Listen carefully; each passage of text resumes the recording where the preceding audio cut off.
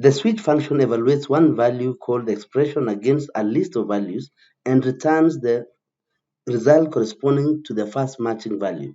If there is no match, an optional default value may be returned.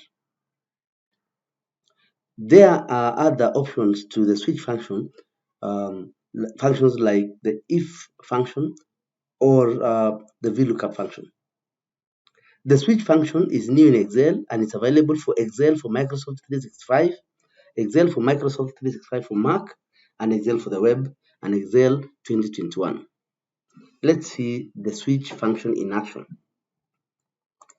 We've been provided with numbers between 1 and 7, that is corresponding to weekdays, that is 1 to 7, and we want to return the day of week, the full. For example, we want to return 1 is Sunday. So using the switch function, we type is equals to switch, then enter the expression or the cell that we want to evaluate. So the expression for this case is 5. Then we want to tell Excel if this cell is equals to 1, then return Sunday. If it's equals to 2, return Monday, like that. So we start. So switch this, then say if it's 1, then return Sunday. If it is 2, return Monday.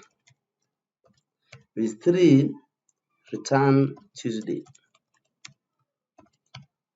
4, return Wednesday. 5 is Thursday.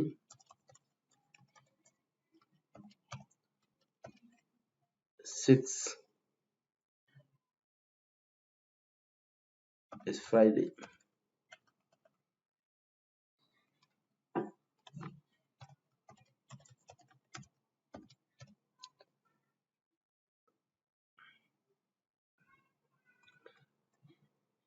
Then 7 is Saturday.